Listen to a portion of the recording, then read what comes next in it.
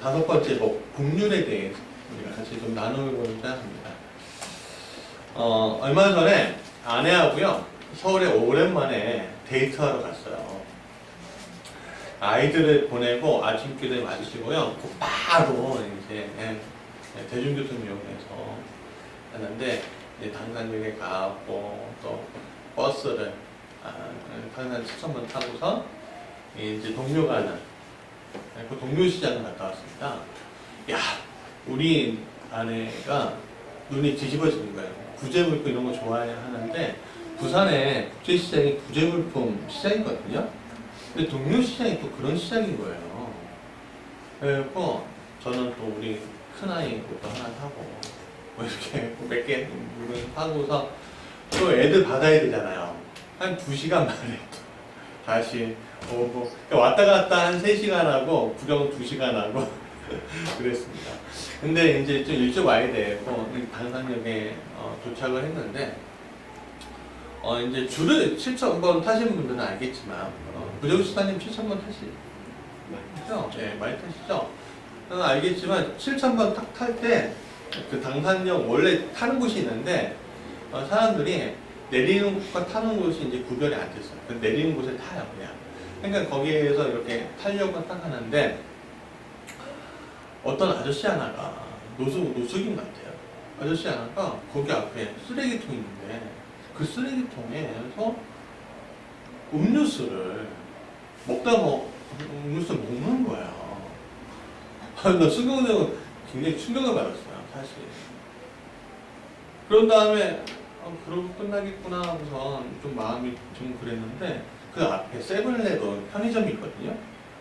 편의점 앞에 쓰레기통이 또 있는데 거기에서 빵인가 사각김밥인가 뭐 이거를요 또 끼내고 주섬주섬 먹는 거예요. 그러니까 제가 상상할 수 없는 일을 본 거죠. 옛날에는 모르겠지만 넉마주의 뭐 그 시대에는 모르겠지만 제가 상상할 수 없는 일을 본 거예요. 그러니까 그때 그 순간에 이 7,000번 타려면 줄을 이렇게 길게 서야 돼서 근데 아내한테 잠깐 쓰라고 한 다음에 너무 마음이 아프더라고요. 이 편의점에 가고 그 편의점에서 딱 보니까 도시락 있잖아요. 그 도시락에서 비빔밥을 사고 물하고 또 사고 그분에게 드리고 왔어요. 이 노숙인이 제가 잠깐 들어오라고 했는데 안 들어오는 거예요. 그래서 왜 그러니까 눈치를 보는 거죠. 편의점 직원에. 그러니까 들어오시라. 드리고 우선 들어오시라. 그래서 뭐 고맙다고 하더라고요. 그래서 마침 버스가 와서 타고 갔는데 그런 일들이 있었어요. 그 노숙인을 보면서 참 마음이 아팠습니다. 왜냐하면 그 노숙인도 노숙인으로만 살았겠습니까? 사실? 그렇지 않았겠죠. 멋진 옷을 입었을 것이고요, 언젠가. 누군가를 누군가 만나서 맛있는 음식도 먹고요. 편하게 집에서 자는 분이셨을 거예요. 참 감정이입이 되더라고요, 사실. 지난 수요일에 알지 못한 전화번호는 저한테 또 전화가 왔어요.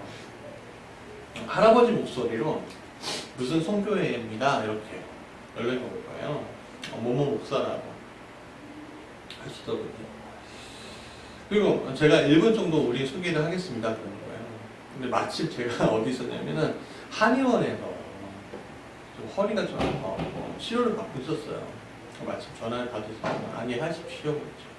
그랬더니 이제 주줄이 일하시는 거예요. 그게 끝에는 뭐냐면 저희가 이제 성교조명 차원이나 뭐 성교하는 거에서 CD를 제작을 했는데 한 장이 25,000원인데 한 세트에 4장이면 10장이면 100,000원이고 성교줬으면 좋겠다. 이게 너무 좋다. 이런 내용을 주신 거예요. 근데 사실 25,000원이 저희 작은 돈이 아니거든요. 사실. 그래서 저희도 개척교회입니다. 좀 어렵습니다. 죄송합니다. 하고서 이제 전화를 끊었어요. 근데 제 마음가짐이 참 불편한 거예요. 불편하잖아요. 나이 드신 목사님. 물론 저 말고도 수많은 목사님들한테 전화했겠죠. 어떻게 주소를 얻어오고 그냥 불편한 거예요. 그래서 문자를 보냈어요. 대축회의라 미안합니다. 그리고 끝날 줄 알았는데 하나님 계속 제 마음을 부딪히게 하시고, 그래서 문자를 다시 그 다음 날까지 그렇게 하나님 부딪히게 하셔서 문자를 하나 보냈어요. 다시. 목사님, 제가 기도하는 도중에 목사님 계속 생각이 났습니다. 10만 원치 사지 못하지만 이렇게 한 세트라도 하겠습니다 하고서 문자를 보내고 계좌번호 보내달라고 주소 보내고 했더니 한 시간 정도 있다가 이 목사님 고맙다고 연락이 오더라고요. 참 마음이, 그러니까 저희들도 사실 마찬가지예요. 근데 저희보다 형편이 더 어려운 교회들 어떤 상황들 보면 마음이 아파요.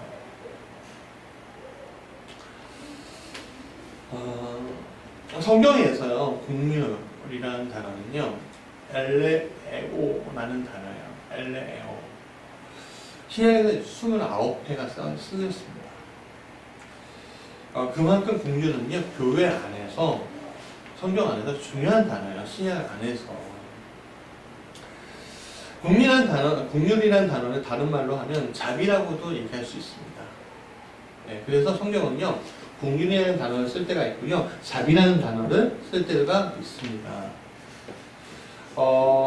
불쌍히 여기는 마음으로 쓰는데, 구약에서는 이 엘렌에오라는 말은 헬라어고요. 구약에서는 히브리어인데 헤세드, 한결같은 사랑, 자비, 그런 뜻으로 쓰이고 있습니다. 이 자비, 공유라는 단어 말고 이 자비라는 단어는요, 어디서 어떤 종교에서 많이 썼죠? 사실? 불교의 용어예요, 사실. 이 자비라는 용어는요. 자비에서 자자는요, 최고의 우정을 의미해요. 이건 특정인에 대한 것이 아니에요. 그러니까 내 친구, 가까이 온 사람들한테 하는 자자가 아니에요. 모든 사람에게 평등한 우정을 갖는 것을 얘기합니다. 또 여기 비에서 빗자는요, 원래 탄식하다는 뜻이래요. 그러니까 중생의 괴로움에 대한 깊은 이해와 동정과 연민의 정을 나타내는 말인데, 그거를 이제 광대한 자비라고 했고, 대자대비라고 불교에서 써요. 그러니까 이거를 석과의 자비가 대자대비하다, 이렇게 우리가 흔히 듣잖아요. 그렇게 쓰여요. 그래서 자비예요. 모든 고등 종교는요, 이 공률과 자비, 그러니까 그 종교를 이루는 어떤 핵심 동력 중에 하나예요, 사실. 실천적인 단어예요. 여기 공률과 자비의 바닥에는 뭐가 있을까요? 사랑이 있어. 그 단어가 포함되어 있습니다. 그래서 사랑합니다라는 말은요, 내가 온몸으로 긍휼을 실천하겠습니다 라는 말이에요. 자, 이 마태복음에서 말하는 예수님의 긍휼과 엘레네어 쓰이는 자비라는 단어는 네 군데가 나옵니다. 오늘 본문하고요, 마태복음 9장 13절하고요, 12장 7절하고요, 23장 23절에 나와요. 오늘 긍휼이라는 단어에서 나오는 네 부분을 가지고 예수님 말씀하시는 긍휼이 무엇인지 좀 같이 나눠보고자 합니다. 첫 번째, 같이 읽어볼까요? 시작. 긍휼은 죄인을 친구로 삼는 자비입니다. 자, 마태복음 9장 13절 같이 읽어볼까요? 시작. 너희는 가서 내 긍휼을 원하고 제사를 원하지 않으니까 하신 뜻이 무엇이니까? 나는 의인을 부르러 온 것이 아니요 죄인을 부르러 왔노라 하시니라. 이 본문은요, 배경이 이래요. 예수님께서 세리 마태의 집에 들어가서 세리들과 죄인들과 함께 먹고 마실 때 그것에 대해서 바리새인들이 비난했을 때 이 바리새인들을 향해서 말씀하시던 거예요. 이 단어는 무슨 말인지 아시겠죠? 세리들과 죄인들과 먹고 마실 때 바리새인들이 비난하니까 그들에 대해서 이렇게 얘기하신 거예요. 그 당시 우리가 세리에 대해서 좀 우리가 알아야 돼요. 우리가 세리에 대해서 알 때 뭐라고 하냐면 경멸의 대상이라는 건 잘 알아요. 근데 우리가 좀 착각하는 게 있는데 뭐냐면 역사적으로 이 세리가 어떤 위치에 있는가는 잘 몰라요, 사실. 그래서 많은 목사님들이 삭개오에 대해서 세리장이라고 하잖아요. 삭개오에 대해서 이야기할 때 저는 어떻게 이해했었냐면은 그분들 목사님들이 이렇게 얘기했어요. 지방 국세청장이라고 그렇게 이야기해요. 로마에 협력한 지방 국세청장 이렇게. 우리는 저는 제 머릿속으로는요 계속 그렇게 남았어요, 사실. 근데 제가 성경 보다 보니까 그냥 세리가 그런 위치가 아닌 거예요. 그러니까 지방 국세청장의 그 직원 뭐 이런 게 아니에요. 그들은 그냥 로마에 부역했던 사람들인데 유대인 사회에서 구제받을 수 없는 죄인을 간주됐어. 그 이유가 뭐냐면 세금 공무원은 따로 있었어요. 인두세 뭐 이런 식으로 했고 고정적으로 내는 세금도 있잖아요. 직접세 있잖아요. 그런 세금 징수원들이 있었어요. 로마에. 그들은 공무원이었어요. 그 세금 징수하면서 일정하게 징수하면서 월급을 받는 사람들이었어요. 근데 그러지 않고 우리 예를 들어 고속도로 토닝할 때 뭘 받죠? 통행료 받죠. 요즘에 하이패스가 있는데 징수원들 있잖아요. 그렇죠? 그리고 우리가 뭐 하게 되면 뭐 간접세 같은 거 내잖아요. 이렇게 하는데 이 간접세에 대한 거, 그러니까 예를 들어 보통은 이 통행료를 받는 건데 이 통행료를 받는 것을 이 세리가 했어요. 그럼 어떻게 했냐면은 정부에서 이게 몇 명 왔는지 모르잖아요. 로마 정부에서. 그러니까 입찰은 뭘 매기는 거예요. 얼마서부터 1년 동안 이 다리를 건널 때 아니면 여기 들어올 때 통행료가 얼마인데 그거를 거둘 사람 누구야? 이렇게 하는 거예요. 그리고 나는 1,000,000원 내겠습니다. 저는 1억을 내겠습니다. 그렇게 했고 제일 많이 내는 사람한테 이 권리를 주는 거예요. 그럼 그 권리를 세리장이라는 사람이 받는 거예요. 그 세리장이 받아갖고 그 자기는 사장이니까 부하 직원들이 있을 거 아니에요? 그게 세리예요. 그러니까 그 세리들이 통행료를 세리장을 통해서 받는데 잘 생각해 보세요. 1,000,000원을 했으면 1,000,000원 내고서 땄으면 1,000,000원 이상은 받아야 되고 1억 했으면 1억 이상을 받아야 되잖아요. 그러니까는 사람들한테 세금이 여러분 통행료가 고속도로 하는데 통행료가 비싼 곳은 갑니까 안 갑니까? 안 가려고 노력을 한다고요. 근데 어쩔 수 없이 가야 되는 데는 있어요. 그거 어떻게 해요? 눈물을 머금고 가잖아요. 근데 그 통행료가 또 높아진다고 하면 기분 좋아요? 안 좋아요? 버스비가 높아진다고 하면 기분 좋습니까? 안 좋습니까? 안 좋아요. 얼마 전에 20-30원 또 기름값이 올랐는데 별로 안 좋더라고요, 제 마음이. 예. 그러니까 명목을 붙여놓고 받는 거예요. 그러니까 사람들이 좋아하겠어요? 싫어하겠어요? 싫어하죠. 토색한다고 생각했을 거예요. 근데 이 세리에게, 잘 보세요. 국가 공무원이 아니니까 세리에게 공민권도 없고요. 아무것도 없는 거예요. 그리고 할당을 채워야 하니까. 마치 택시기사가 할당 채우려고 것처럼 할당을 채우려고 하니까 어떻게 해요? 막 온갖 명목을 붙여서 막 하니까 사람들이 굉장히 싫어하겠죠. 로마의 앞잡이라고 하고. 근데 그 사람들 왜 하겠어요? 먹고 살 것이 없으니까 하는 거예요, 사실. 그렇지 않습니까? 그들은요, 공민권도 없고요, 배심원이나 공주인도 될 수 없어요. 그래서 이웃들이 각종 천대를 받았는데 내가 천대받는 것까지는 좋은데 가족까지 천대받는 거예요. 그게 세리였어요.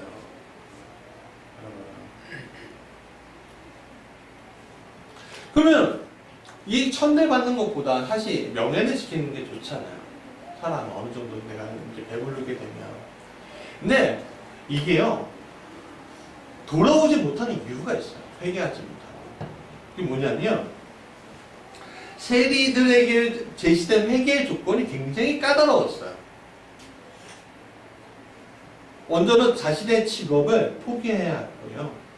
두 번째는 남들에게 부당하게 빼앗은 목에 5분의 1을 더해서 줘야만 했습니다. 그러니까 굉장히 혹독한 회개의 조건이 있었다는 거예요. 그러니까 세리가 예배당에 들어가지 못하고 주여 내가 죄인입니다 막 가슴치고 혼면서 가슴치고 막 있었던 게 그 이유예요. 왜? 제사장에 가고 회개하고 제사장에 가고 제물 드리고 내가 이렇게 회개하겠습니다. 그렇게 하면 되는데 그 희생 제물조차 낼 수 없는, 비둘기조차 낼 수 없는, 돈이 있어도 낼 수 없는 자가 바로 세리예요. 그러니까 이 사람은 완전 죄인인 거예요. 그러니까 하나님의 구원, 그 당시 개념으로 의해서 보면 하나님의 구원이라는 것은 애당초 이 사람들에게 해당이 안 되는 거죠. 근데 그럼에도 불구하고 예수님이 그들에게 왔어요.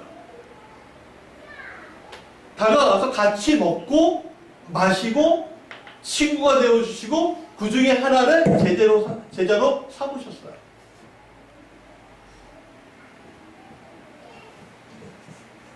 그건 놀라운 사건인 거예요. 이 베드로나 야고보나 이런 사람들이요, 달리 어부잖아요. 이 어부들도 마태가 자신의 그들의 무리 속에 들어오는 거에 대해서 맨 처음에 어쩌면 어안이 벙벙했을지 몰라요. 사실은. 여러분, 이것이 공률입니다. 할 수 없는 것, 될 수 없는 이들이 그들을 친구로 삼는 것. 친구로 삼 때 어떻게 삼아요? 평등한 조건에서 삼는 것. 그게 자비입니다. 여러분, 그들의 회개가 그들의 기준이 되는 것이 아니었습니다. 그냥 그 자체를 받아주는 것이 긍휼이었습니다. 그들이 회개하고 하나님께 돌아오는 것은 그들의 선택의 목이고, 그러나 그들을 받아줄 수 있는 것은 우리가 선택해야 할 목인 거죠. 그렇죠? 하나님께 돌아오는 건 그들의 목이고, 그들을 선택해 주는 것은 우리의 목인 거예요. 친구를 삼는 거는. 많은 것을 원하는 것이 아닙니다. 예수님이 세리에게 했던 것은 그들의 죄인 취급하지 않고 경멸하지 않고 그들과 먹고 마셨던 것 뿐이에요. 그들을 이해해 주셨던 거예요. 오늘 우리가 착각하지 말아야 할 지점이 바로 여기 있습니다. 그들에게 무엇을 많이 주어야 한다고 생각하는 지점이 바로 그것이에요. 그것이 우리를 어렵게 해요. 그래서 우리는 그들을 긍휼하게 보지 못하게 해요. 예를 들어 오늘날 그렇게 견매당하는 이들이 있어요. 사실 누구죠? 동성애자들. 네. 한국교회 이 동성애에 대한 부분들은 굉장히 심각한데 사실 서구교회에서는요, 이 동성애에 대한 문제 거의 해결이 돼버렸어요.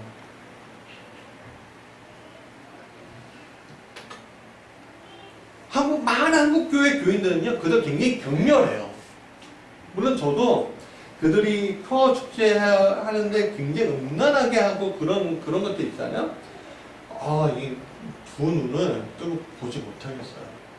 그런 많이 사라졌다고 하더라고요. 하여간 그들에게 우리는요, 굉장히 수준이 높은 회개를 요구합니다. 그러면 예수님이라면 그들을 어떻게 대하셨을까요? 사실 그들을 경멸하는 자리에 계셨을까요? 저는 그들하고 같이 예수님이 밥도 먹고 차도 마시고 하셨을 거라고 저는 믿어요. 왜? 주님은 의인을 부르러 온 것이 아니라 누구를 부르러 오셨어요? 죄인을 부르러 오셨잖아요. 오늘 우리가 죄인이잖아요. 우리가 동성애라는 죄에 대한 심각성에 대해서는 우리가 굉장히 잘 알고 있어야만 하지만 그들이 하나님께 돌아오는 길마저 막아서는 안 된다는 거예요. 왜? 주님이 우리에게 우리가 돌아온 유턴하는 길을 안 막으신 것처럼 그분의 자녀이고 제자인 우리가 그들이 돌아오게 되는 길을 막아서는 안 된다는 거죠. 물론 이게 좀 더 깊은 논의와 더 하는데 예를 들어 그렇다는 거예요. 예를 들어 만약에 창녀가 있다고 합시다. 또 뭐 수많은 사람 죄 지은 사람 많잖아요. 그렇죠. 우리는 흔히 경멸할 대상은 이 어떤 사람들은 몸을 파는 사람들을 되게 경멸해요. 그렇죠. 그렇지 않습니까? 근데 우리가 진짜 경멸해야 될 대상들이 어떤 대상들이냐면요. 권력을 가지고 우리를 이용하는 사람들이 경멸의 대상이 돼야 돼요, 사실은. 근데 그들에 대해서는 우리가 경멸하지 않고 우리가 가고 싶은 부러운 사람들로 돼버리는 경우들이 굉장히 많죠. 그러니까 우리가 그런 지점에서 우리가 고민해 봐야 한다는 거예요. 제가 동성애를 찬성하는 것이 아니라 창녀나 그들이 죄인이라는 거예요. 그러나 유턴하는 길을 우리가 막아서는 안 된다는 거예요. 두 번째, 시작. 국률은 정죄하지 않는 자리입니다. 자, 마태복음 12장 7절 같이 읽어볼까요? 시작. 나는 자비를 원하고 제사를 원하지 아니하노라 하신 뜻을 너희가 알았더라면 무죄한 자를 정죄하지 아니하였으리라. 이 내용이요, 마태복음 12장의 내용을 기반으로 하는데 예수님의 제자들이 안식일에 배가 고파서 곡식밭이 이렇게 옆에 있었나 봐요. 거기에서 이삭을 뽑아갖고 이렇게 다 뽑아갖고 밥을 만든 게 아니라 이삭을 뽑으면 이렇게 하면 어떻게 알곡이 나오잖아요. 그러면 알고 이렇게 먹으면서 씹으면서 배를 채웠던 것 같아요. 근데 옆에 그것을 본 바리새인들이 비난하는 거죠. 안식일에 뭐한다? 일한다. 안식일을 거룩하게 지키지 않고 있다. 이렇게 비난하는 거예요. 그들을 향해서 말씀하시는 내용이에요. 그러니까 그러니까 성경을 복음서를 보면 이 예수님이 사실 십자가에 달려 돌아가신 가장 결정적인 이유 중에 하나가 율법을 어긴 건데 어떤 율법에 안식일 율법을 어겼다는 데서 발단이 돼요. 이 안식일 논쟁은요 굉장히 많이 나와요. 바리새인들하고. 당시 유대인들은요 안식일을 아주 철저하게 지켰습니다. 참 훌륭한 일이에요. 여러분 주일 우리가 함부로 막 빠져서는 안 됩니다. 멀리 있으면 그 가까운 교회라도 꼭 나와야 되고요. 내가 피곤하고 지쳐갖고 못하면요 저녁 예배나 아니면 우리 교회는 저녁 예배 없기 때문에 가까운 교회에서 저녁 예배를 드리셔야 돼요. 사실. 근데 왜 우리가 못 드려요? 그 전날 우리가 준비하지 못했기 때문에 못 드리는 거예요. 피곤할 때는. 그렇죠. 그리고 우리가 어떤 일들이나 그런 것들을 미리 처리하지 못했기 때문에 주일날 못 드리는 경우들이 굉장히 많죠. 그거 어쩔 수 없는 일들이 있고요. 이 바리새인들은, 그러니까 유대인들은 철저히 지켰습니다. 왜? 그게 눈에 보이는 거잖아요. 특히 처음. 눈에 보이는 건 철저히 지킬 수 있습니다, 사람들이. 여러분, 안식일 지키는 이유가 뭐냐면, 이 세상에 창조하신 이 세상을 창조하신 하나님이 우리의 주인이십니다 라는 것을 나타내는 게 안식일이에요. 그걸 인정하는 날이에요. 그러니까 하나님이 뭐라고 하셨습니까? 안식일을 거룩하게 지키라 하셨어요. 그러니까 안식일을 거룩하게 지킨다. 그건 뭐예요? 내가 하나님을 인정하고 있다는 거예요. 오늘 우리가 주일도 마찬가지예요. 주님을 인정하는 게 어디에 있어요? 예배에 있어요. 예배에 있다고요. 예배를 정확하게 제대로 지키는 것은 하나님 인정하는 거예요.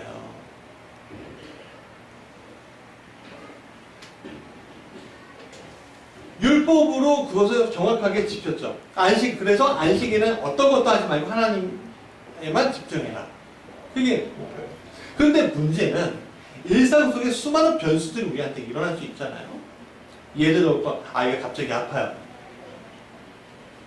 그럼 어떻게 해요? 애를 들쳐오고 의사한테 가야겠죠. 근데 애를 들쳐오고 의사한테 가는 것도 험한 거일 수도 있는 거예요. 사실 이 안식일 규정이 농경과 목축과 농경의 기준이 돼 있어요. 배를 짜지 말고 뭐 이렇게 하지 말면. 근데 현대로 오면 더 다양해진단 말이에요. 어쩌면 안식일날 스마트폰 하지 말라 이렇게 하면, 주일날 스마트폰 하지 말라 그러면 여러분들 어떠겠어요?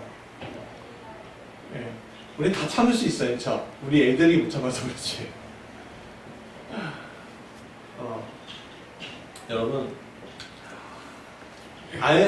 그 수많은 변수대에서 굉장히 많은 조문들이 많아져요. 안식의 조문이 39가지가 있다고 하는데, 실생활에서 하지 말아야 할 것들에 대해서 그냥 나열하고 있는 거예요. 또 현대에 와서 유대인들은요, 또 이렇게 탈무드나 해석을 통해서 만들어가고 있어요. 근데 이렇게 규정들을 세우는 이유가 무엇입니까? 좋은 의미는 뭐예요? 하나님의 주권을 더 확실하게 돋보이게 하기 위해서 이렇게 규정들이 있는 거예요, 사실은. 그런데 좀 나쁜 의미로 뭐가 있냐면, 내가 좀 더 다른 이들보다 거룩하게 지고 싶어 하는 욕망도 나타나져 있어요, 사실. 제자들은요, 배고파서 미리삭을 따서 비벼서 씻고 있었습니다. 사실 이것은 배고픈 이들에게 허락된 율법의 규정이었어요. 옛날에 지금은 안 되지만, 제가 어렸을 때만 해도 수박서리, 호박서리, 뭐 이런 거, 참외서리 이런 거 했잖아요.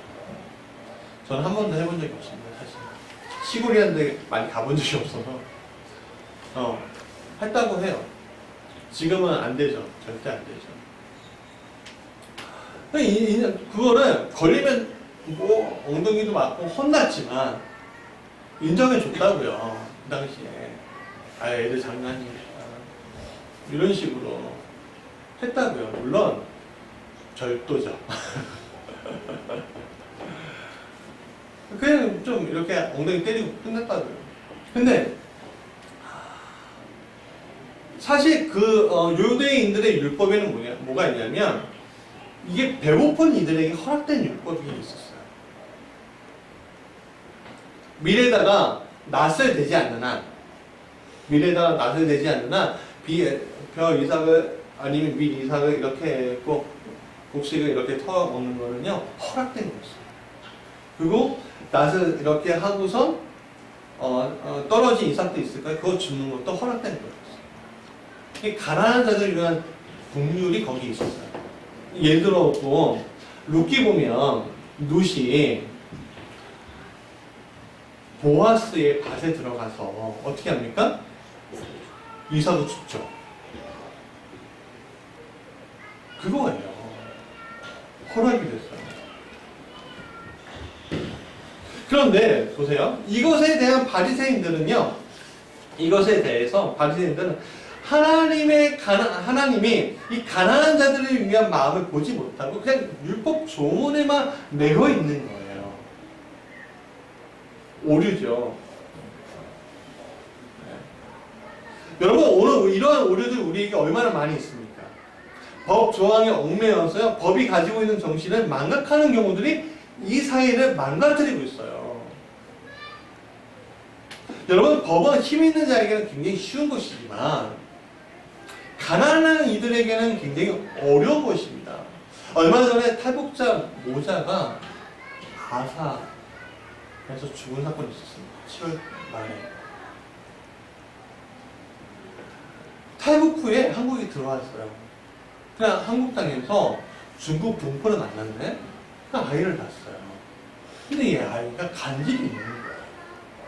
근데 생활이 몇 년 살다가 생활이 안 되고 어려웠나 봐요. 그러니까 이 중국 동포 남편이 중국 도망쳐가요. 그러면 이 여자만 남은 거예요. 간질을 가지고 있는 아이. 이 아이를 어린이집에 맡기려니까 안 받아주는 거예요. 그러니까 간질 전문 그러니까 이 병 그런 데를 가려니까 또 30만 50만이 드는 거예요. 애를 어떻게 할 수가 없는 거야. 여러분 아시죠? 간질 문제. 갑자기 막 거품 무는 거잖아요. 떨면서. 왜 방법이 없는 거예요? 애를 데리고 있는데. 그래서 주민센터에 갔대요. 주민센터에 가고 우리가 이런 상황인데 도와달라고. 그랬는데 주민센터에 뭐라고 하셨습니까? 남편하고 이혼했다는 서류를 중국에 가고 떼오라. 확인이 필요하다. 돈이 없는 사람이 중국과 서로를 떼려고 한다고 합시다. 중국에 그것을 쉽게 떼줍니까? 그러니까 방법이 없는 거예요. 물론 탈북자 단체나 이런 게 있는데, 여러분, 우리가 복지 이렇게 받고 하려면 정보가 많이 있어야지, 와갖고 해주지 않잖아요. 그러니까, 정보도 없이, 이거 어떻게 하나 하고서 굶어 죽은 거예요. 그 냉장고에는요, 고춧가루 한 봉지밖에 없었대요.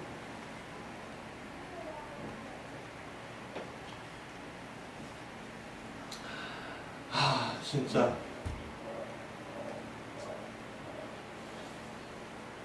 이런 일이 우리 사회에서 벌어지고 있다는 게 참 안타까워요. 우리 교회가 이런 문제에 대해서 좀 같이 고민하고선 어떤 실천을 해줄 수 있는 교회면 참 좋겠다라는 생각이 듭니다. 여러분, 많은 사람들이 정죄하지 않는다고 하면서 정죄의 자리에 가 있는 경우도 얼마나 많은지 모릅니다. 저 사람 사지 멀쩡한데? 노숙자하고 있네? 저 사람 젊은이 사지 멀쩡한데 저 틀어박히면서 언제 될지도 모르는 이래! 그런 경우 얼마나 많습니까? 그렇죠? 비정규직에 있으면서 공부하지 않고서 정규직 되려고 우리하고 똑같이 되려고 한다고 비난하는 속기도 말도 있었어요. 세월호 때는요, 이 피 맺힌 부모들한테 시체팔이 한다고 공격했어요. 이게 말이 되는 정제입니까? 말이 되는 겁니까? 이런 정제가 우리에게 있다는 거예요. 여러분, 의인인 척하면서 다른 사람들 비난하는 자리에 세워져 있는 내 자신을 볼 때마다 굉장히 내가 비참해져야 돼요. 이번에 모 장관의 청문회를 보면서 그 장관의 딸을 비난하고 공격했던 국회의원의 자녀가 오히려 음주운전 교통사고를 내면서 비난과 비판이 경경에 쏟아지는 거 보면서 사람을 함부로 저렇게 정죄하면 하나님 벌하시는구나, 그런 생각이 들더라니까요. 여러분, 내 자리에서 나는 다른 사람들을 어떻게 볼 것인가 라는 질문을 할 때 나는 항상 내 기준으로 사람들을 보고 있음을 봐야 합니다. 때로는 나보다 높은 사람에게는 꼼짝도 못하면서 나한테 만만한 사람들, 아니면 멀리 있는 사람들은 굉장히 정죄하고 강하게 보는 우리의 모습을 봐야 합니다. 그러나 하나님의 마음은 그런 것이 아니겠죠. 하나님 정죄하지 않습니다. 그냥 긍휼로 볼 뿐입니다. 얼마나 아팠으면, 얼마나 힘들었으면, 얼마나 안 풀렸으면, 얼마나 답답했으면 이것이 우리가 보아야 할 시간인 것입니다. 습관이 중요한 것이 아닙니다. 우리의 전통이 중요한 것이 아닙니다. 우리가 어떤 가치관이 중요한 것이 아닙니다. 우리가 세상 사람들과 보면서 느껴야 할 것은 제대로 내가 느끼는 것, 인간으로서 제대로 느끼는 것, 하나님의 마음, 하나님의 공개를 우리가 제대로 느끼는 것이 우리가 해야 할 것이라는 겁니다. 세 번째, 같이 해볼까요? 시작. 공개는 하나님의 마음을 실천하는 대상입니다. 같이 해볼까요? 시작. 화 있으신저 의식하는 성이 아니라 화를 주시며 너희가 박하와 회양과 근세의 실천들이되 율법에 더 중한 바 정의와 긍휼과 믿음을 버렸다. 그러나 이것도 행하고 저것도 버리지 말아야 할지니라. 이 마태복음 23장 이 10점은 언제냐면 십자가에서 고난당하기 바로 직전의 시점이에요.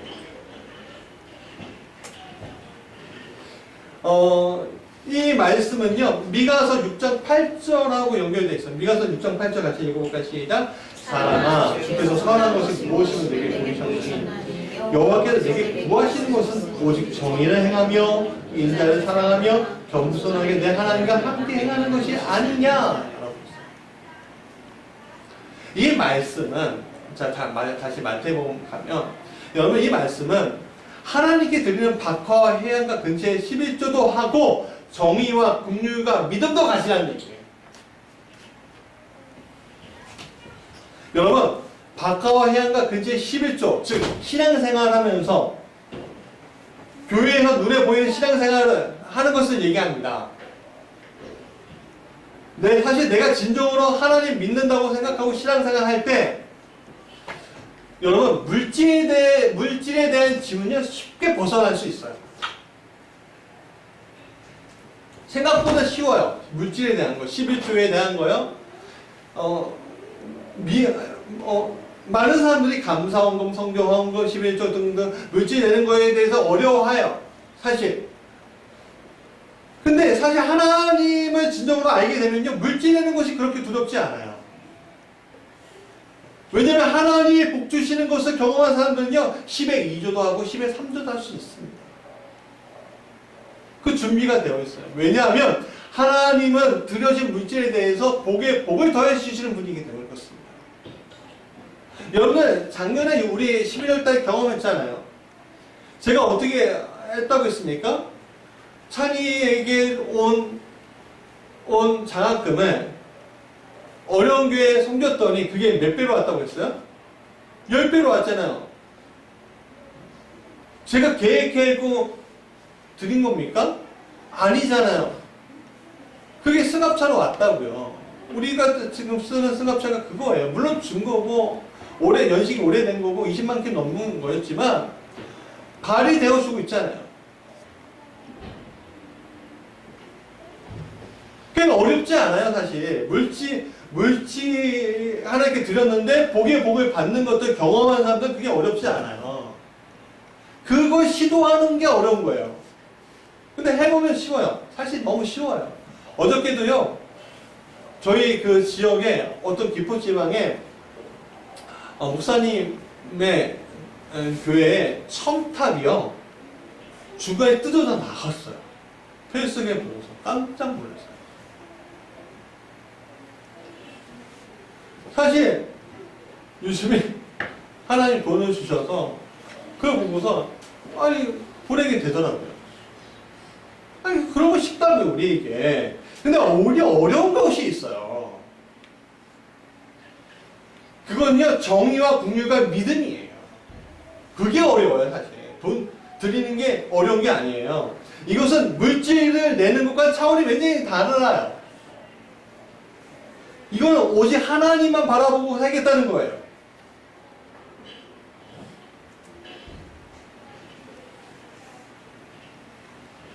정의와 긍휼과 믿음을 가지고 있는 사람은요, 히브리서 11장 38절에 말하는 것처럼 세상이 감당하지 못하는 사람이에요. 모든 것을 내려놓을 수 있는 사람, 모든 목표가 하나님께로 가 있는 그 사람이 바로 정의와 긍휼과 믿음을 가지고 있는 사람입니다. 바리새인들처럼 율법 조문을 지키며 살아가는 건 쉬워요. 그러나 내 양심을 지키면서 불의에 대해서 말하고 불의에 대해서 정말 이건 아니다. 약한 자의 편에 서는 거 그게 어려운 겁니다. 왜? 다수의 비난을 내가 몸몸으로 받아야 되기 때문에 그래요. 때로는 생명도 이룰 수 있어요. 세례 요한을 보십시오. 권력에 의해서 그 목이 잘리잖아요.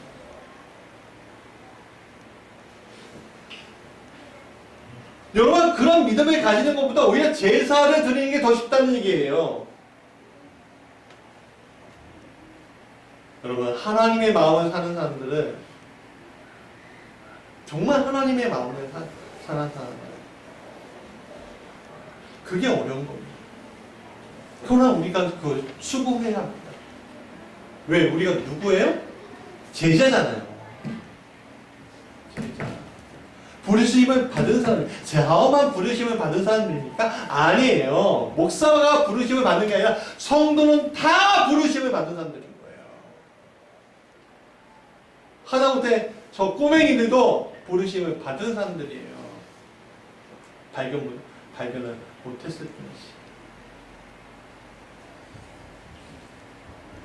공유하는 자는 하나님의 마음으로 사는 사람입니다. 자, 말씀의 결론입니다. 7절 다시 읽겠습니다. 시작. 국률이 여기는 자는 여기 인간은 그들의 국률이 여김을 받을 것이며. 결국 예수님 말씀하신 국률한 자는 무엇입니까? 하나님의 마음을 가지고 세상을 바라보는 사람들을 말하는 것입니다. 그런 사람들의 특징은 죄인이라고 낙인 찍힌 사람일지라도 같이 먹고 마실 수 있는 사람입니다. 또한 그들은 정죄하지 않는 사람들이에요. 또한 그들은 마음을 삶으로 실천하는 사람들입니다. 그것이 바로 국률을 가지고 있는 사람의 모습인 거예요. 그 모습을 예수님이 직접 우리에게 보여주셨습니다.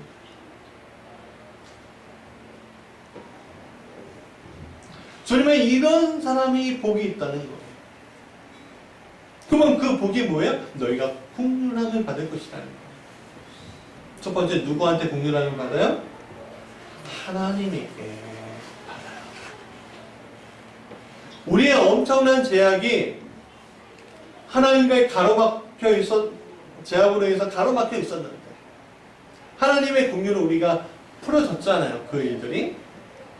근데 그걸 가지고서 내가 그것만 가지고 있는 것이 아니라 그 국률을 또 다른 사람들에게 베풀고 또 그것을 실천하고 살 때 하나님 더 큰 국률로 우리를 보시고 인도하고 붙잡아주시고 두 번째는 사람에게 의한 것. 여러분 사람들에게 국률을 베푸는 것들이요 다 그 사람이 나에게 다시 줄 거라고 생각하면서 국률을 베푸지 않지 않습니까? 그러나 그것이 언젠가 우리에게 옵니다. 왜? 하나님의 계획 안에 그 일들이 있기 때문에 그래요.